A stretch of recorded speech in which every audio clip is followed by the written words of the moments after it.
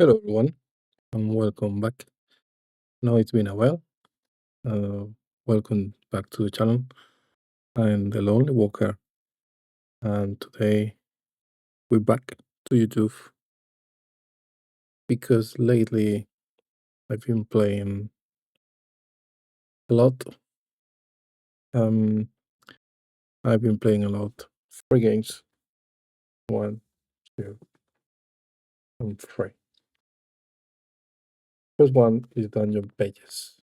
Jason Greeno, Jason Timemeyer are the two guys who create the three of them. One is Dungeon Pages, the second one is Dungeon Space, and the third one is Power Creep. Um, the print and play, they're Roll&Write. They're very simple, but they are that good that they actually made me come back to the channel. Channel I've been away, been off, not because I don't like it. Actually, I say many times, I enjoy making videos and enjoy making content for YouTube. It's just life gets in the way, I'm a father, have two kids, I work, everything. So this kind of game kind of fits very well my new style, my new lifestyle in a way. I don't have a lot of time, but plenty of other games, and I enjoy all of them. But sometimes it's difficult to get into the table, organize time to play. With this, basically, what you need is a bunch of hits. Right, this one, small dungeons, enemies, abilities, and stuff, and 6-sided dice. That's all you need to play either Dungeon Pages, either Dangerous Space, which is very similar, but with sci-fi. And then you have the latest one from 2025, which is this one. I just didn't print the rules in this one. This is Power Crypt. This is a post-apocalyptic um, version. All of them are the same concept, okay? But all of them are different enough, evolved enough to be three different games. And literally, you don't feel you're playing the same game, this is the same content. You know, there's other games like this. You have the same concept of the game. Dark Souls, for instance, talking about video games, for instance, Dark Souls is the same concept, but Dark Souls 1, Dark Souls 2, Dark Souls 3 plays differently, and they don't feel like the same game, even if it's the same style, it's the same gameplay, the same story-ish in the way, like how it's told, how you advance in the game. The same principle, same concept, but all of them feels very different. It's the same here. Same principle, same concept, all of them feels very different. The thematic is different. It's classic dungeon crawler. This is sci-fi dungeon crawler, and this is a sci-fi post-apocalyptic dungeon crawler. What the differences, for instance? So this one is like the simple one. You go to small dungeons. You kill enemies, you kill the bosses, get objects. This is the easiest, the simplest gameplay. This is more evolved. So this is, for instance, main difference is only one passive. You need to escape. Instead of different dungeons, you attack the enemies instead of, well, the gameplay is through numbers. So instead of putting numbers, consecutive numbers, so you say this one has a defense of 3. So you put 4 and 3 or 4 and 5, 5 and 6, whatever, over 3, 3 or over, above 3, you will kill it in dungeon pages. Here, what you do is you are able to face him, And then you need to do a roll, and this is over 3, then you will hit him. So once again, same principle, more bold gameplay. And lately, 2025 is Power Creep, which is fantastic. You can craft, you can do blueprints, so basically the buildings you left behind, you can use them to help you in the rolls for the next buildings. And it's a campaign. This is no campaign here. You can feel it like campaign because there is a what is called all year adventure, basically 52 extra adventures comes with up all the core games. But this so it fails, but this is the proper campaign. So you keep going through different locations, the docks, city center, and a few more, and then you end up the campaign and you keep carry on this radiation. This is honestly it's a lot going on, and it's such a fun game. What I do is to save paper, a lot of paper. And this is a game you can let me show you. You can cut here and you can mix and match. So you could use the top with it instead of the one here with a different one. So the combination are infinite, basically. So what I do, let me get this out of the table, is play with the tablet. Go to the tablet.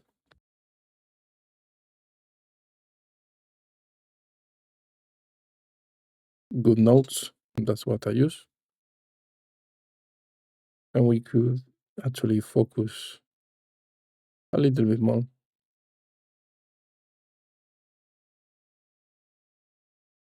Something about that.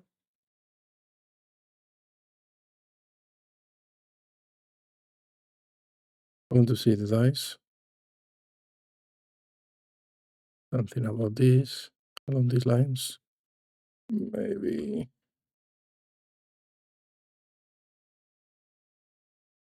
No, this is not really focused, is it? Something about this. So you can see an example here. You see clearly the lamp, don't you? I'm gonna put it here.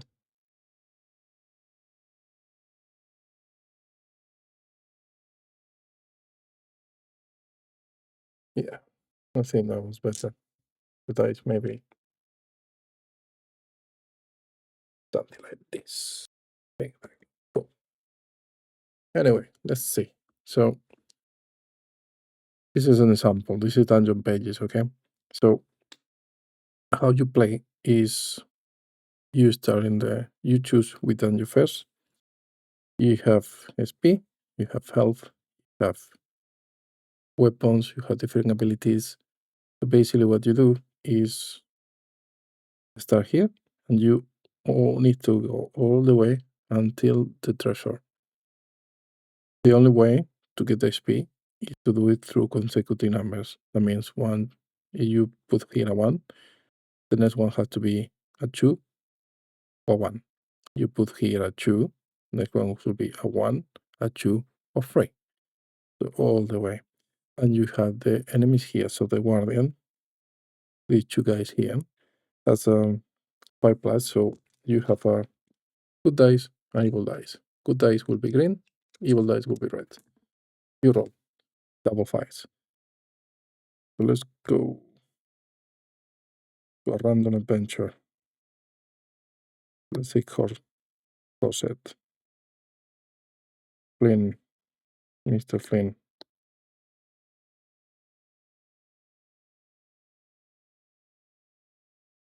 Mr. Flynn. So Mr. Flynn is White Glove Knight. After a few runs in with the city guard, Flynn made a name for himself as the Templar name was White Glove. Recruit. These knights in training specialize in retrieving important relics from thieves and the corrupt sponsors. It has an ability. Once per turn, you might flip one dice on the opposite side. It will be like this. Boom. It will be a 2. The iron perks. This is the location, which is providing the strongest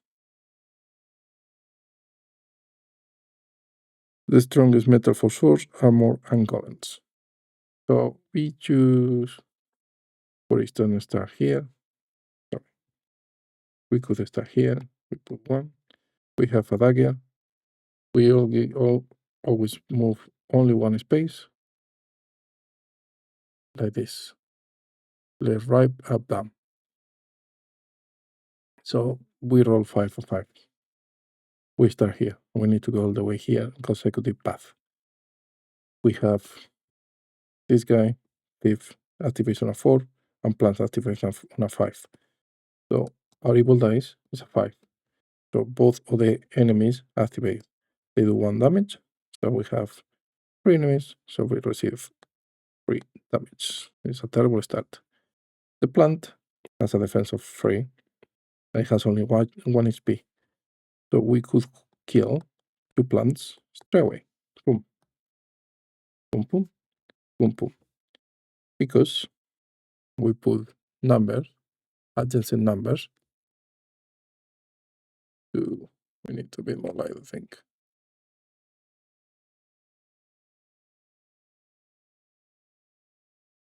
Maybe not bad. Still trying out, the new configuration and all the stuff. So adjacent numbers, which are higher than the defense, and because they have only 1 HP, we kill them with 1. If they have more than 1 more HP, to be here and here, for instance, because there's no other way. Then what we do, to roll again. 3.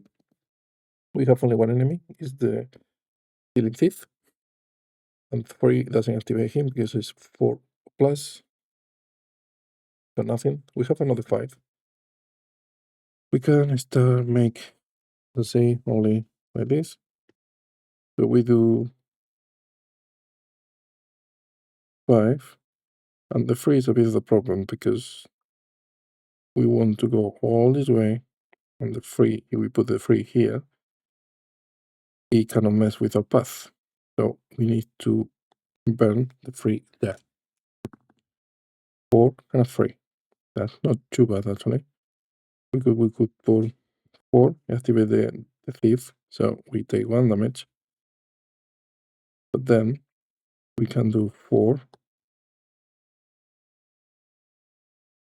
and a 3.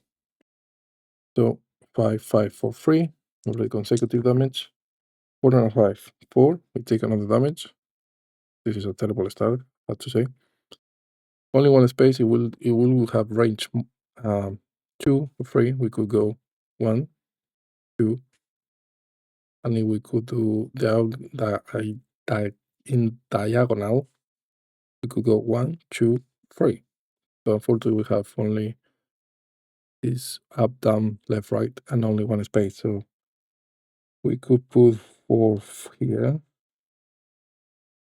and 5 here. The stealing thief has 2 HP, so we hit him, but it's not dead. Alright, let's see.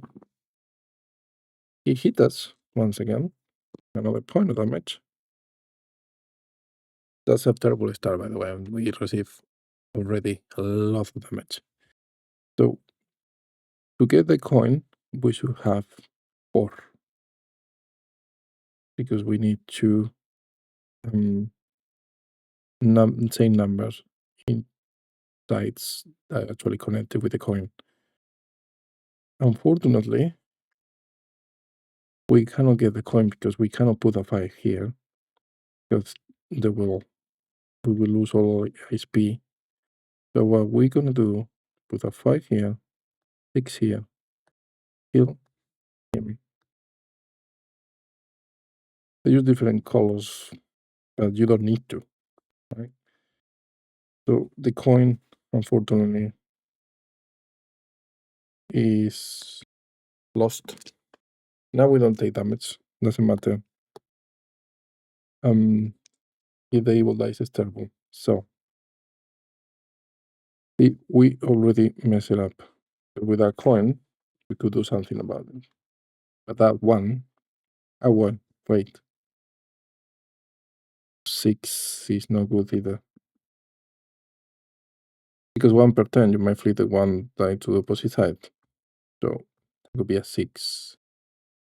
But we didn't do it. I think we forgot that we could do it here probably and do something else in there. Now we basically lose the dungeon because there is no way we put 1 on a 6. If we will have diagonal, we put a 6 here and nothing happened. Now, basically we overrun 2, we could do 1, 2, put the 6 here and hope for the 5. Unfortunately, there's a best example to cannot game like he actually mess with you and you lose. So we put a 6. Actually, let's pretend it's a 5, right? So we have a 5 there, 3 and a 3. We use the ability, we put 4 and 3.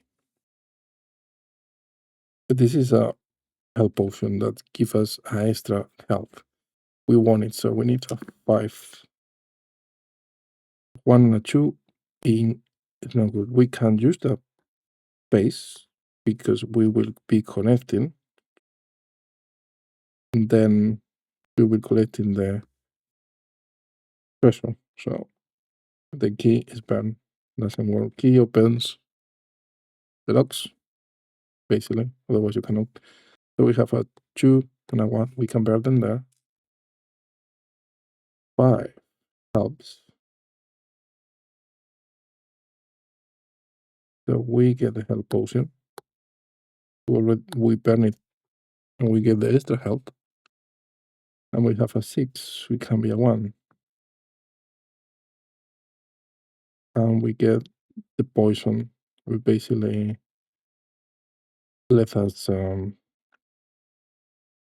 put 3, 4, so adjacent force in different squares. Now we're hoping for a 2, 3, a 4. There you go. So the 6, we use it. We cannot. Let's explain you why. Because we don't have diagonal, but and the 4. So what we do is we cheating a lot. But this is just to show the game. So on the path 5 is 5. Sorry. It's not like that. 5, 5, 3. 5, 5, 4, 3, 4, 5, 4, 3, 4. And we get the treasure. Then to get the SP, we calculate all the columns. They'll be fully complete. We missed that spot, so SP, SP, SP, SP, and SP. So we have 5, and the plants give you 1 XP each. 6, 7, and the thief another. So SP 8. Then we shadow 5, 6, 7, 8. And the reward in this case is a key. This is an extra green dice for us. 2 coins let you use 1 coin to go 1 up or down in the dice, in the one you choose. Dice to help potion, and then we got 8. So we could actually buy the new weapon, which is basically have range 2. So that's I'd say we could range 2 is 1 and 2 because it's in a straight line. So 1, 2, 1, 2. So we could keep 1 space and go to the next one, leave 1 blank space. And then we have the relics. Relics give you abilities. The relic of fortune, which is 9 SP. You might reroll 1 good die. So if we don't like this one, we can reroll, and then we will mark it. Pretty much. we will mark it as a use. And then you go do all the dungeons, and then you go to the final dungeon, which is with the boss. In this case, it's Bodan the Architect. It has a special ability, it has a special theme for the dungeon, and if you finish it alive, if you connect it, you might do. Okay. So for instance, this one, I was able to complete it, and you got 39 XP. It's the way to motivate yourself. And I beat the game in a different way, like instead of 39, can I do 50 SP? Complete before, kill here. So the good part about this is if you like this game, this is just dungeon pages. So we have the core, which is for 6 heroes, I believe. How many heroes? So we have 1, 2, 3, 4, 5, 6 heroes in the core set. Then you have 12 overland adventures. Right now the battery in the pen. Overland adventures with different, more advanced gameplay. And then you have 52 individual adventures, one per week of the year. So that means 64, 70 adventures. Same with Dungeon Space. This is the 100 Dungeon Space. Same thing. There you go. So 70, and the same with Power Creep, but Power Creep is the newest one, so there's only 8 weeks so far. But yeah, that's it. So you have, for a really cheap price, I think everything together will cost you around 40, 50 pounds. It's such a great game. Maybe just, showing you like this, it doesn't look like. It's such a great game. It's so much fun. It's a kind of puzzle mixed with dungeon crawling elements. I don't know. One of the things I discovered this year, one of the games I discovered this year, and it's fascinating me. It's like a kind of Sudoku-ish, and I love it. It's honestly such a gem, such a discovery, and it's just cheap for the content you get, and if you don't want to go that far, you can just get one of the games instead of the free of them, and just the core set for simple. You have all the core set, and as I say, you need all these few dices and tablet to make it cheaper, or just to print the pages and then mix and match for infinite combinations. And that's it. That's the video for today. I'm glad to be back. I don't know when I will make another video. I have no idea. So yeah, until next time, thanks for coming along to watch me. See you soon. Thank you.